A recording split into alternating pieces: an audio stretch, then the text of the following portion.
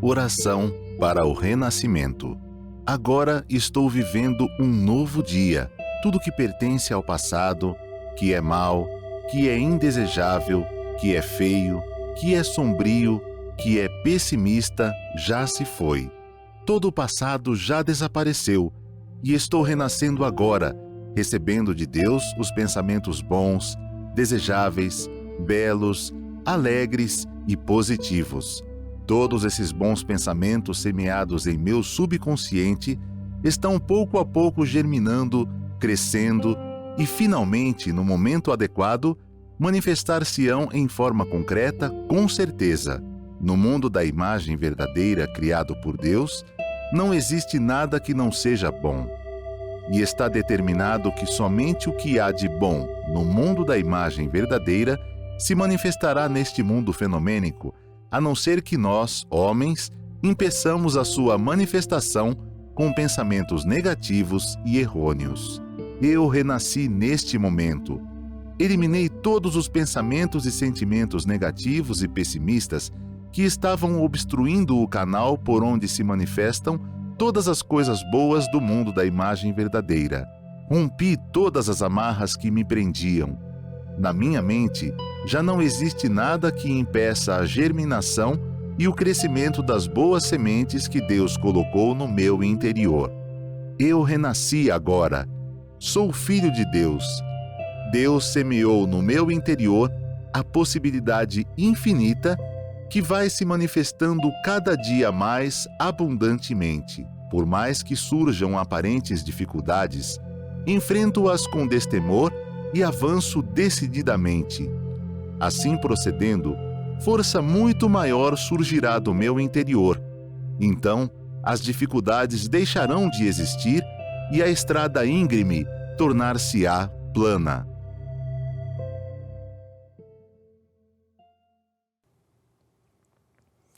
Muito obrigado. Sejam todos bem-vindos. Agradeço a presença daqueles que nos acompanham neste momento, onde vamos conversar um pouco sobre o ensinamento do Sagrado Mestre Masaharu Taniguchi e aprofundarmos a nossa convicção da nossa verdadeira origem, filhos de Deus perfeito. Agradeço a oportunidade de poder estar aqui compartilhando com os senhores esses momentos tão agradáveis. A proposta para nossa conversa de hoje está no livro A Prosperidade em Suas Mãos, do professor Yoshihiko Iwasaka. E na página 23, eu vou fazer uma leitura do que ele escreveu aqui. Atitudes mentais que rejeitam a prosperidade. Para consolidar o espírito que atrai a prosperidade, é aconselhável proceder a alguma análise mental para não cair em armadilhas nas quais muitas pessoas tendem a cair. Como essas armadilhas são maléficas para o nosso sucesso, vou citar algumas delas e como superá-las. Na sociedade, existem muitas pessoas lamentando o próprio insucesso por não conseguirem perceber essas armadilhas. Essas pessoas que se encontram presas em armadilhas vivem inconformadas com a sua situação, dizendo: estou me esforçando ao máximo, mas a sorte me abandonou. Ou, eu não mereço sucesso porque Deus não quer minha prosperidade. Evidentemente, essas armadilhas não são materiais, mas sim atitudes mentais, que inconscientemente acabam repelindo a prosperidade. Entretanto, se a pessoa reconhecer o seu erro e tiver maior cuidado, conseguirá superar esses obstáculos. Bem, nós aprendemos que somos filhos de Deus perfeito. Essa é uma revelação inquestionável. Agora, a convicção dessa conscientização, ela só se dará quando nós colocarmos em prática. Então, como foi dito aqui, nós sempre tentamos justificar alguma dificuldade, algum insucesso a terceiros, ou a situação econômica ou a situação da sociedade. Porém, o homem veio a esse mundo para manifestar Deus sobre a face da terra. Então, a nossa consciência é o seguinte: se tudo que Deus fez é perfeito, nós somos perfeitos, porque somos criados à sua imagem e semelhança.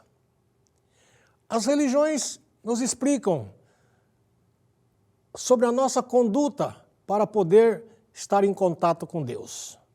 A Seichonoye, o professor Masaharu Taniguchi, nos sugere a prática de uma meditação Shinsokan, ver e contemplar Deus, mas não aquele Deus nas alturas, num determinado lugar, segundo as nossas fantasias, mas o nosso Deus interior. Portanto, quando você lê os livros, faz as práticas da Seichonoye, você está constantemente conectado com esta verdade universal que nós denominamos Deus. Aí, cada um de nós que viemos a este mundo, certamente foi-nos atribuída por este Criador uma missão, que ninguém poderá realizá-la melhor do que nós. Não importa o que os outros avaliam, os conceitos que as outras pessoas tiram da nossa atitude, da nossa postura. Mas se você estiver focado na ideia, no princípio de que você é filho de Deus perfeito, aquilo que você foi designado para a missão será realmente feita com muito sucesso, não é? Então, digamos assim, para poder sair desse mal, primeiramente deverá eliminar seu orgulho ou ego. Aqui vamos fazer uma reflexão. O egoísmo, o egocentrismo é realmente um fator negativo.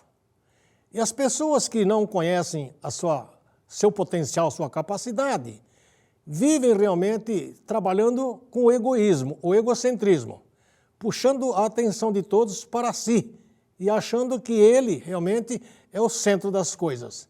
Por isso que quando as coisas não ocorrem como ele espera, ele tenta justificar por interferências do mundo exterior. Mas a solução de todos os problemas, de todas as dificuldades, está no seu íntimo, no seu interior, no seu eu original, que é o Espírito Santo de Deus alojado nesse corpo. Para poder sair desse mal, primeiramente devemos eliminar seu orgulho ou ego. Muitas vezes a pessoa acaba fazendo pouco caso dessas atitudes equivocadas, alegando que é bobagem ou são coisinhas insignificantes. Na nossa vida não tem nada insignificante. Qualquer atitude, qualquer pensamento, qualquer situação, naquele momento, ela mostra para nós a importância da nossa vida. É por ignorar pequenas coisas consideradas insignificantes que no somatório de todas elas traz a você resultados negativos, insucessos e insatisfação.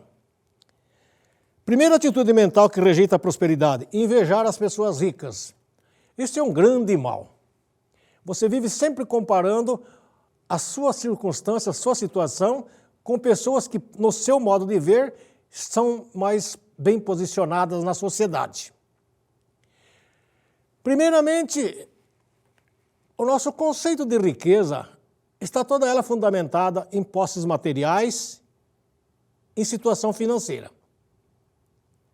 A verdadeira riqueza, ela está na sua mente. Se você fica se considerando inferior, porque você sempre se compara com as pessoas que estão no seu conceito em melhores condições, isso se torna realmente um ciclo vicioso na nossa vida e nós, quando menos esperamos, passamos a vida toda ela remoendo e fazendo considerações e curtindo um complexo de inferioridade, de incapacidade. A palavra inveja veio do latim que significa não querer ver. O sentimento de invejar as pessoas ricas expressa o desejo de não querer ver os ricos. Nesse sentimento está oculto o desejo de ignorar pessoa rica ou rejeitá-la. Analisando bem o conteúdo oculto nesse sentimento, invejoso não está vendo inveja da pessoa, mas está sim invejando a riqueza que essa pessoa abastada possui.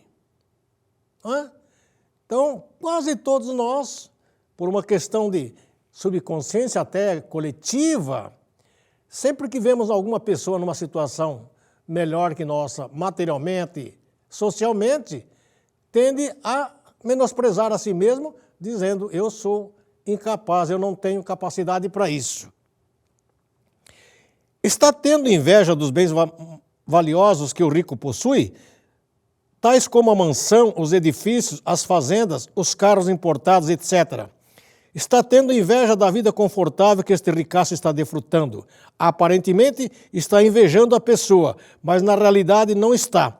Pois se essa pessoa rica sofrer um desfalque e perder tudo, não existirá mais inveja. Olha o quanto é mesquinho realmente, não é? A inveja.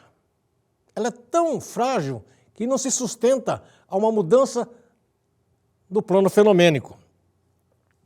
Mas sim, a fortuna ou a vida confortável. Em outras palavras, o invejoso está rejeitando a riqueza, está ignorando e detestando a riqueza. Evidentemente, as riquezas também vão detestar e rejeitar a pessoa que inveja. Veja bem, não é? Quando você se dá bem, você fala que é sorte. Quando você se dá mal, você fala que é azar. Mas o que é a sorte e o que é o azar? Jesus disse, seja-te feito conforme a tua fé. Se você acredita que a pobreza existe, você vai se tornar uma pessoa carente. Se você entender que você é uma pessoa de posse material, em primeiro lugar o reino de Deus, as demais coisas que estão no plano material haverão de aparecer na tua vida também, né? É evidentemente as riquezas também vão detestar e rejeitar a pessoa que inveja. Muitas vezes os pobres têm essa tendência de rejeitar e invejar as pessoas ricas. Consequentemente, estão levando uma vida carente e desprovida de bem. A história do mundo já comprovou esta verdade. Uma nação cujo povo classifica o grande empresário como vilão, com certeza está manifestando miséria. Na página 135 do livro da Seichonoye, Sabedoria da Vida Cotidiana, há o seguinte texto a respeito da inveja. Vejam bem que aqui o professor Iwasaka escreveu esse livro e cita realmente assuntos específicos de outros livros escritos pelo mestre Masaharu Taniguchi. Alegramo-nos com a alegria do próximo, compadecemos-nos do sofrimento alheio, desejamos ardentemente aliviar a dor do próximo e agirmos no sentido de aumentar-lhe a alegria. Isso é a verdadeira caridade, o verdadeiro amor. No momento em que você se deparar com uma situação, faça uma análise, ver o lado positivo das pessoas, coisas e fatos, e nunca os seus lados negativos. Então, se uma pessoa aparentemente alcançou um sucesso, vamos nos alegrar com o sucesso dessa pessoa, vamos nos confraternizar com essa conquista. Se vê alguma coisa der errado, vamos também ser solidários, né? E mostrar para a pessoa que aquilo foi apenas um ponto de observação para que a gente possa aperfeiçoar as nossas atitudes nos próximos passos. Um dos principais motivos que levam alguém a agir de modo contrário ao acima descrito é a inveja. A inveja ela é prejudicial, é muito ruim. Se você perceber que está se tornando invejoso, digo assim, fazendo comparações com alguém que você julga estar superior às suas condições, faça realmente uma reflexão. Há pessoas que se tranquilizam quanto ao seu traje ao verem os outros mal vestidos. São pessoas egocêntricas, elas tomam todos os demais como objeto de comparação e, enquanto não se sentem superiores aos que estão em sua volta, procuram menosprezá-las ou por defeito neles e até chegam a desejar a sua infelicidade. A gente anda de transporte coletivo e dentro de um metrô ou do ônibus você vê pessoas de todos os tipos de postura, de posição. Eu me lembro quando criança morava no meio rural, nós ainda grandões, já com 12, 13 anos, usávamos calça curta. Tanto é que tem aquela expressão, me pegaram de calça curta, que muito da juventude hoje não sabe o que é esse provérbio, né? E era uma vergonha você sair de casa com uma roupa rasgada, remendada ou suja às vezes. Se bem que suja era só uma questão de lavar, mas muitas vezes não tínhamos condições de comprar uma roupa nova e usávamos aquelas roupas rasgadas ou remendadas. E aquilo nos causava um tremendo complexo, uma vergonha. Hoje mesmo, pegando o metrô, vi pessoas com a roupa toda rasgada, toda esfiapada. E aquilo que nós chamamos de calça curta, hoje chama de bermuda, né? E a gente andava descalço, hoje as pessoas andam com um chinelo todo desmanzelado, um tênis todo sujo, desamarrado, e virou moda. E a pessoa se sente bem com aquilo lá. Então tudo é uma questão de atitude mental nossa, né? As pessoas hoje não sentem vergonha de andar daquela forma. A gente procurava sair de casa sempre com o cabelinho arrumado. Hoje parece que é moda andar com o cabelo todo arrepiado, todo sujo, não é? Vejamos aí, tivemos um primeiro-ministro britânico, Johnson, que tinha um cabelo todo esfarrapado. Agora nós temos aí um candidato à presidência da Argentina, o cabelo dele parece uma vassoura de bruxa realmente. Mas as pessoas admiram e acham que isso está na moda, não é? Então tudo é uma questão de atitude mental. A inveja é um grande mal e uma das principais causas de delitos. Dela resultam inúmeros hediondos crimes, corrupções, conflitos religiosos e até mesmo a guerra. Podemos dizer que, eliminando a inveja, estaremos eliminando a raiz de todos os conflitos. Isto é uma grande verdade. O homem é filho de Deus perfeito, mas não são alguns, são todos, incondicionalmente, filhos de Deus perfeito. Se nós acharmos que outros países estão melhor que nós, estão no seu conceito, porque na criação de Deus, todos os países e todas as nações são perfeitos. Dentro da sua cultura, da sua característica, todos os países são perfeitos. A tendência de fazer comparações de melhores condições entre as nações está exatamente na nossa mente, ao ver que as pessoas de determinado país se vestem melhor, moram melhor e vivem melhor. Vivem melhor é um entre parênteses aí, porque nem tudo aquilo que para nós parece ser viver melhor é a verdade absoluta. Se não fosse dessa forma, países ricos, países que têm uma cultura avançada, não tinham motivo para entrar em guerra com países que não têm essa condição. E exatamente por esta inveja das lideranças e da cultura de cada país é que surge realmente esse sentimento contraditório que leva a conflitos, a guerras e a tantas tragédias para a humanidade. Se pararmos para pensar, as guerras que estão ocorrendo agora entre a Rússia e a Ucrânia são resultados da inveja ou da cobiça das pessoas tentando arrebatar para si o patrimônio alheio, a cultura alheia, o povo alheio, achando que isso pode trazer melhores condições e um status de superioridade. Na verdade, os dois lados são filhos de Deus perfeito. Por isso, o mestre nos exulta para podermos divulgar esta verdade, porque quanto mais essa verdade for difundida, nós aumentamos realmente a vibração espiritual de igualdade, de amor e de respeito ao próximo. Jesus Cristo disse: amai ao próximo como a ti mesmo. A pessoa que entender essa verdade de Jesus jamais empunharia uma arma para poder eliminar o outro. Então veja que todos esses conflitos da sociedade, da humanidade, ela é resultado da inveja, da cobiça e da desigualdade que as pessoas impõem com relação ao outro. Muitas vezes o sentimento de inveja surge porque as pessoas se colocam num plano relativo, em vez de se manterem no plano absoluto.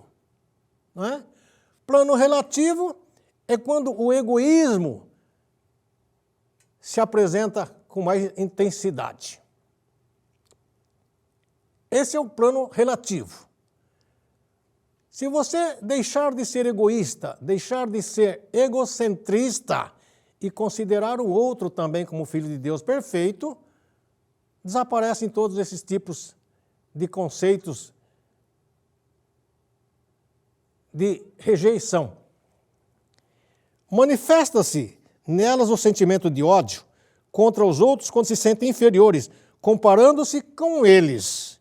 Esse sentimento de inferioridade pode ser eliminado somente com a conscientização plena da convicção de que o homem é filho de Deus. Veja quanta incoerência na nossa vida.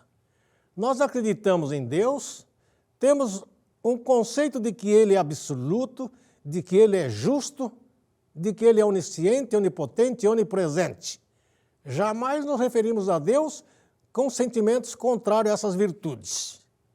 E nós fomos criados por Ele a sua imagem e semelhança. Se tudo que Deus faz é perfeito, naturalmente nós, como filhos de Deus, somos perfeitos. Mas não é só eu ou só você. É todas as pessoas criadas neste mundo, é perfeito. Temos que constantemente estar fazendo essa reflexão.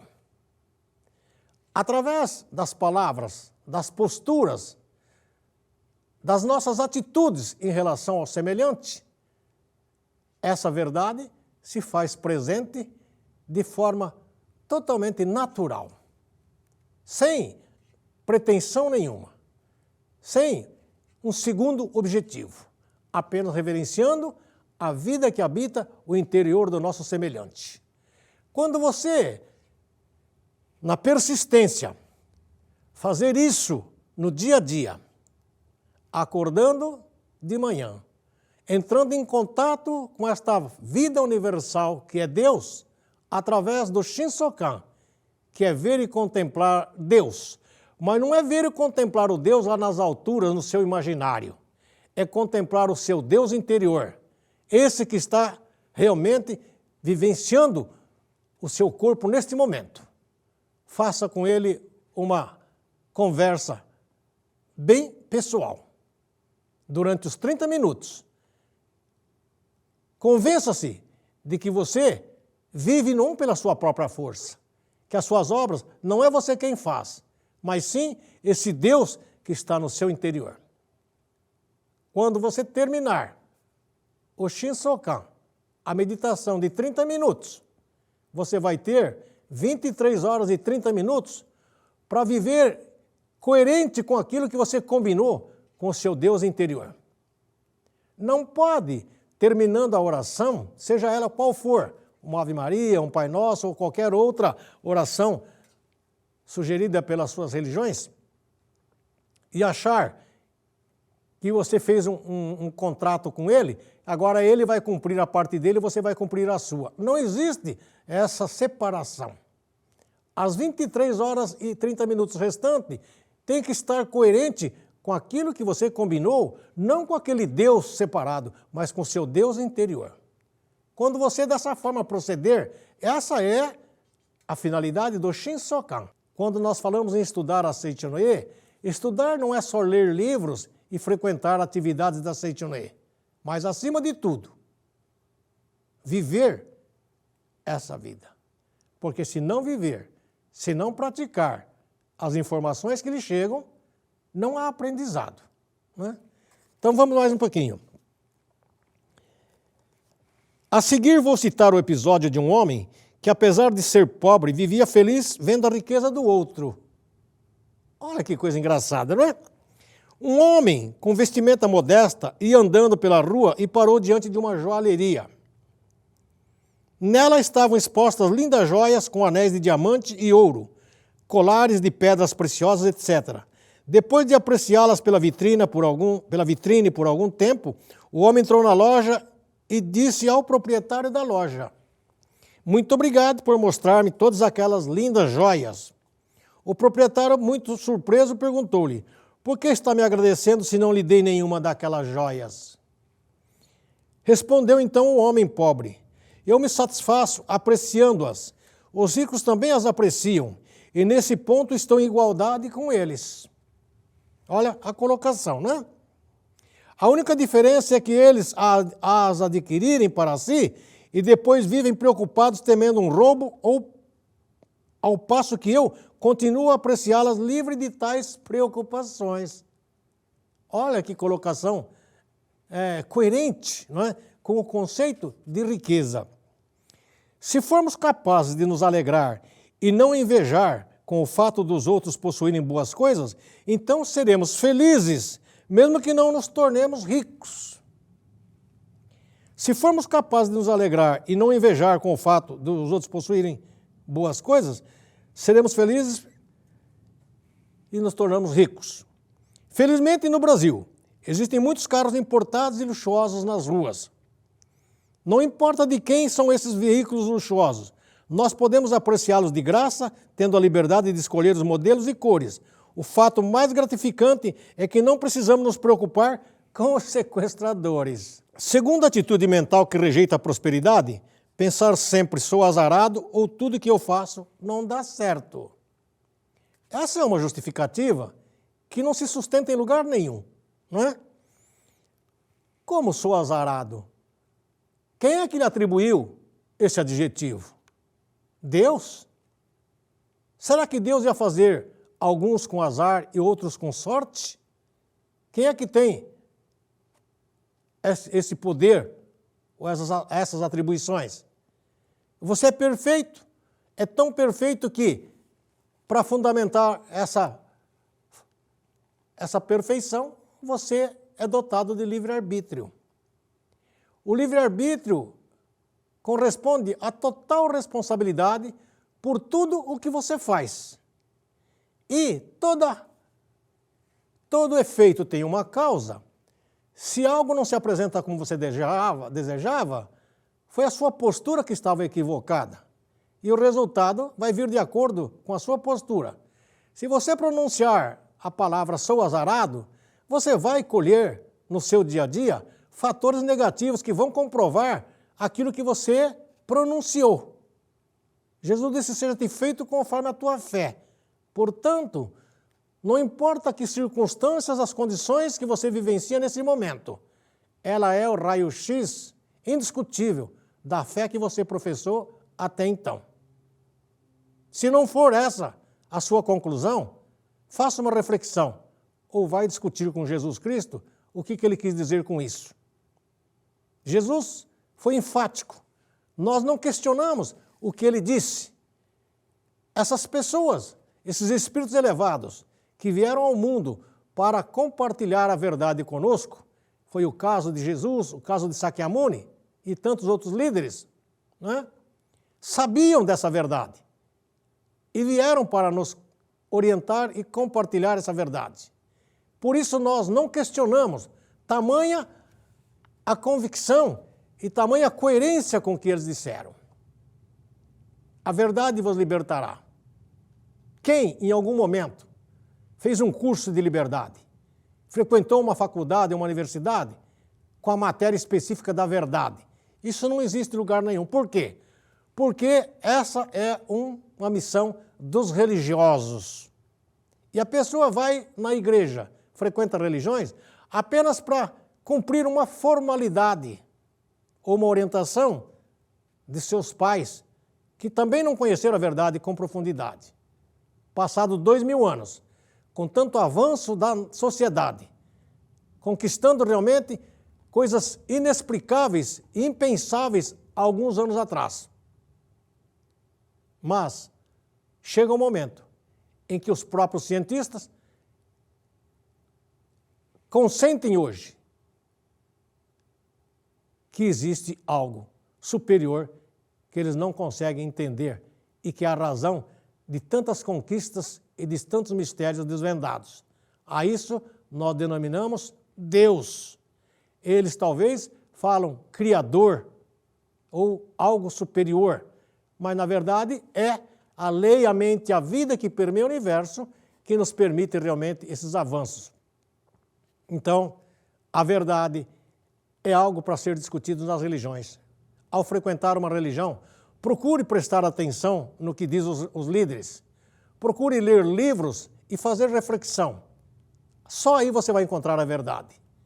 E quando você conhecer essa verdade, desaparece todas as comparações, todos os conflitos mentais na nossa vida. A pessoa que vive lamentando por ter fracassado uma única vez, ou porque numa ocasião não teve muita sorte, vive repetindo dezenas e milhares de vezes o seu insucesso.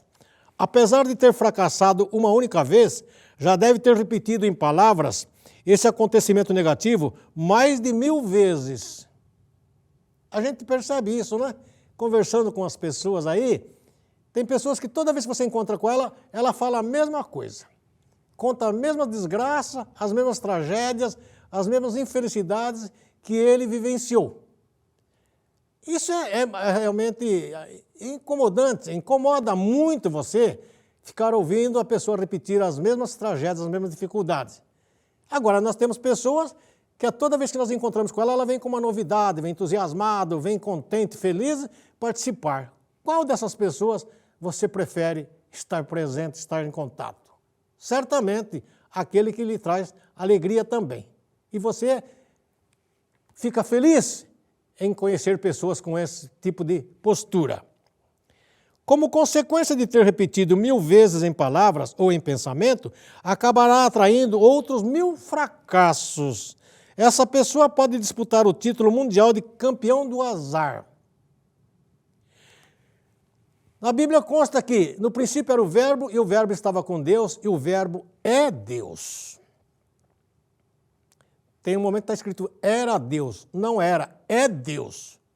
Na Sutra Sagrada está escrito que quando esse Deus todo onipotente e presente se torna palavra, desenvolve o fenômeno e as coisas passam a ser. Tudo na nossa vida é precedido da palavra, oral ou em pensamentos, ou em atitudes. Nada pode acontecer sem que antes haja o verbo. Então, isso é indiscutível. Portanto, em vez de falar 1000 vezes coisas negativas, fala 1000 vezes coisas positivas. Pode ser as mesmas palavras. Reino de Deus da infinita provisão, imagem verdadeira, harmonia, perfeição. Repita isso várias vezes. Você vai ver como as coisas entram numa normalidade absoluta. Não vai acontecer um espetáculo para você se ficar extasiado com aquela situação. Mas você vai ver que a tua vida continua dentro de uma situação de absoluta normalidade. E o que é normal é a coisa mais importante da nossa vida. Eu sempre digo para a pessoa, por mais que você faça uma viagem fantástica, a viagem dos sonhos, fique nos melhores hotéis, nos melhores restaurantes, o melhor momento da viagem é quando você retorna para sua casa, abre a porta e entra dentro da sua casa. Este é o melhor momento de qualquer viagem, por mais bonita e cansativa que ela seja. Quando você deita na sua cama, você é acolhido por um abraço de Deus. E aí você vai ver o quanto aquilo que é cotidiano é importante na nossa vida. Aí desaparecem aquelas comparações com o mundo fora. O paraíso está aqui agora, dentro de você. É a forma como você interpreta. Mas a pessoa que foi informada das vantagens materiais, criou no seu subconsciente conceitos fundamentados em patrimônio, em conquistas materiais, vive sofrendo todos os dias da vida. Por quê? Também a sociedade nos mostra fatores negativos diariamente. Você liga a televisão, ela já começa com aquela notícia esplêndida, furo de reportagem, não é? Entrevista exclusiva. São chamativos para coisas realmente negativas. Não sei onde esse pessoal vai buscar tantas notícias ruins, ou não é que são notícias tão ruins assim, mas a narrativa deles, compreende? Dá um ar de tragédia absoluta, e cada dia mais. Aí o repórter termina o horário dele, chama o seu sucessor e ele volta com as mesmas ladainhas, com as mesmas notícias, dando mais ênfase ainda. Durante 24 horas do dia, você fica na televisão e você muda de canal e a situação é o mesmo. Então, mexe aí no seu aparelhinho, procure um canal onde transmita notícias boas. Tem programa educacional, esportivo. Isso realmente faz com que a nossa mente entre em sintonia com o bem, com a vida, com o amor de Deus. Não é? Ao ler revistas também, procure revistas culturais, revistas educativas, jornais. Hoje pouca pessoa lê jornal. Não é? E o jornal também estampa nas primeiras páginas as grandes tragédias, os grandes conflitos. Isso não é bom para nós. Uma notícia boa é colocada lá num lugarzinho discreto que a pessoa às vezes passa despercebido. Então, essa postura da nossa mídia, toda ela está fundamentada no interesse das pessoas em ver coisas negativas. Depois a pessoa diz que é azarado, que não dá sorte e que não consegue sucesso na sua vida. Porque na cabeça dela está só trabalhando essas influências negativas que lhe é oferecida. Os torcedores de uma equipe esportiva não devem pensar que o seu time perdeu um jogo. Devem pensar que ela teve um bom aprimoramento, uma excelente experiência. Se sua equipe levar uma goleada no jogo, a experiência será maior e mais preciosa. Essa semana eu estava assistindo um programa esportivo e um técnico de um time aí estava sendo convidado para fazer uma entrevista após o jogo. E perguntaram para ele por que o time dele havia perdido. Ele, muito inteligente, disse: ao invés de eu comentar por que eu perdi, eu vou comentar por que o outro ganhou. O outro ganhou porque aproveitou melhor as oportunidades, buscou com afinco, finalizando o resultado. Eles tiveram méritos. Parabéns à equipe, parabéns a todos aqueles que trabalharam. E aquilo nos serviu como uma grande lição. Nosso time também sabe jogar bem, só que naquele momento o outro se saiu melhor, porque teve uma orientação mais correta. Quando eu escutei aquela colocação daquele técnico, eu fiquei muito feliz, porque geralmente quando o time perde, o técnico vai lá e começa a justificar a sua derrota, a sua falha. E isso não é nada saudável para ninguém, nem para os jogadores, nem para o torcedor, nem para ninguém pode levar a sério uma conversa dessa. Agora, se você está atento e refletiu sobre a colocação daquele técnico, você vai ver que realmente tem pessoas que manifestam o seu Deus interior, elogiando a sua equipe e não discriminando, e não julgando, e não botando defeito, condenando um ou outro membro da equipe, mas dizendo que a equipe toda trabalhou com afinco, porém o outro, naquele momento, se superou, porque teve técnicas, teve orientação. Isso é fantástico ouvir um comentário dessa forma. Agora, tem pessoas que não vão interpretar dessa maneira, mas nós que aprendemos a ver o lado positivo das pessoas, coisas e fatos, mesmo diante de uma derrota do seu time, ele viu coisas maravilhosas e pôde elogiar os seus companheiros, não adversários, mas seus companheiros do esporte, que naquele momento souberam manifestar-se com mais técnica, com mais experiência, com mais objetividade. Na nossa vida também é assim. Devemos estar sempre prontos para, ao ver uma situação, ver o lado positivo daquela situação. Em vez de ver o lado negativo, de comentar aquele que está sofrendo, que está amargurado com a derrota, vamos elogiar, enaltecer aqueles que compartilharam aquela situação. Não é? Num esporte individual, por exemplo, eu fui praticante de um desses esportes. E lógico que você, na sua jornada, você vai ter, às vezes, mais derrotas que vitória. Mas O adversário é sempre aquele que lhe proporcionou a oportunidade de aprimorar a tua técnica, o teu respeito e o conhecimento. Portanto, o outro não é um adversário para te prejudicar, mas é para mostrar para você que existe uma outra técnica, uma outra atitude para você se sobressair. Assim é a nossa vida. Devemos viver o dia todo, sempre buscando cuidado com as palavras, cuidado com a sua atitude, cuidado com a sua postura. Quando você fizer disso um hábito natural, aí então você estará manifestando Deus na sua pessoa, na face da terra. Meus amigos, um beijo no coração, muito obrigado e nos encontramos numa outra oportunidade. Continuem a estudar e a praticar esse maravilhoso ensinamento. Mestre Masaharu Taniguchi, muito obrigado do fundo do coração por me permitir compartilhar esta verdade absoluta com a sociedade. Muito obrigado.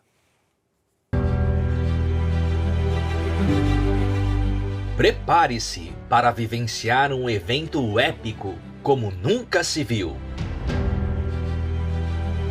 Com uma programação dinâmica e várias opções personalizadas de atividades, a 37ª Convenção Nacional da Seicho-no-e do Brasil, japonês e português, vai celebrar a gratidão. Kansha, termo da cultura japonesa que define o sentimento profundo de agradecimento por tudo e todos. É o tema desse encontro de formato inédito na história do movimento aqui no Brasil.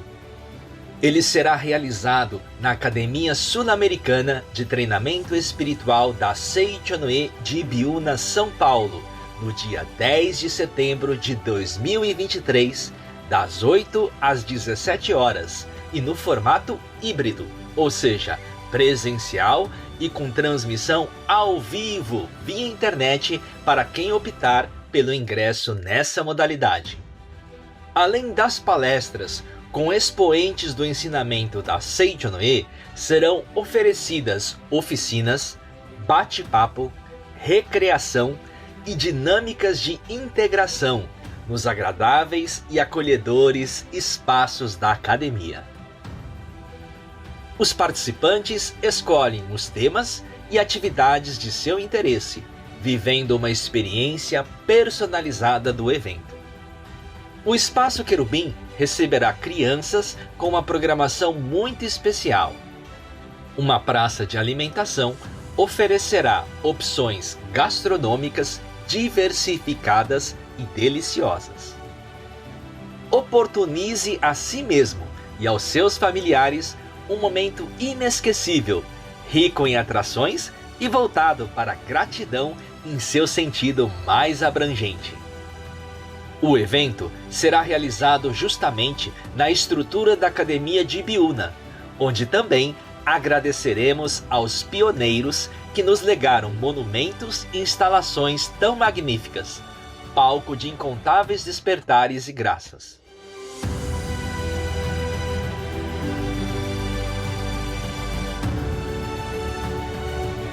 A 37ª Convenção Nacional da Seicho-no-e do Brasil, em idiomas japonês e português. 10 de setembro de 2023. Academia de Ibiúna. Kansha. Gratidão. Vivencie um evento épico como nunca se viu. Para mais informações e aquisição de ingressos presenciais ou para a transmissão virtual, acesse através dos contatos na sua tela. Telefones 11 50 14 22 99, 11 50 14 22 57. E-mails bombabranca@sni.org.br, fraternidade@sni.org.br, ou acesse diretamente a página da convenção sni.org.br/convencal-japonesa. Muito obrigado!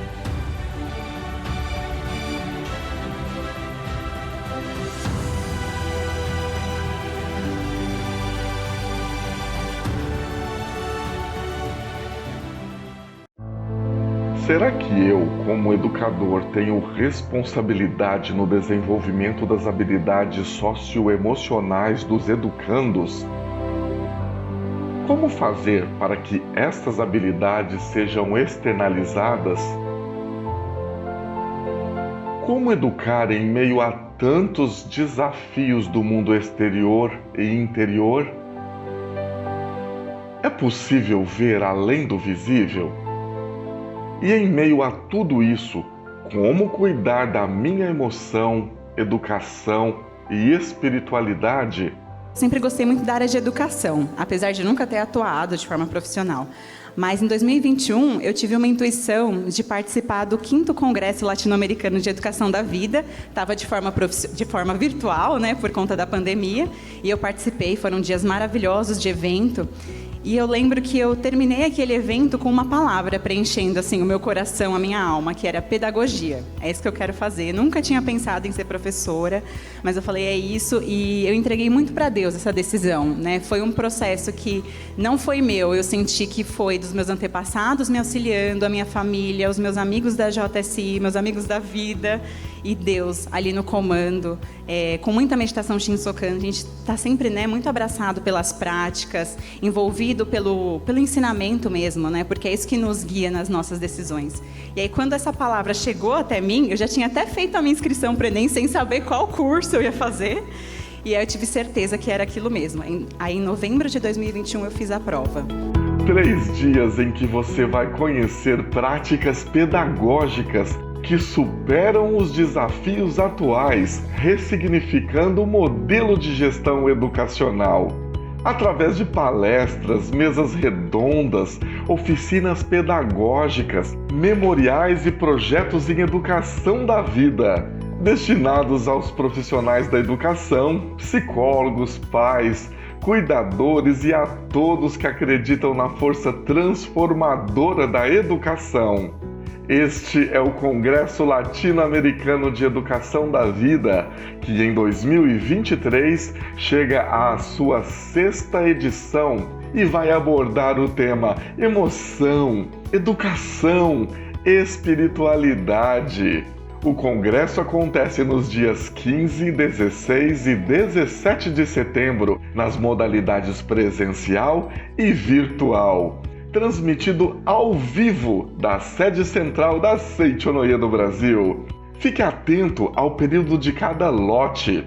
Para adquirir sua credencial, acesse o site sni.org.br/congresso-educadores.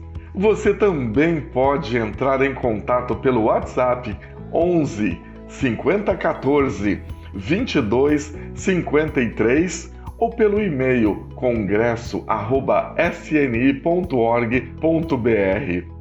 6º Congresso Latino-Americano de Educação da Vida.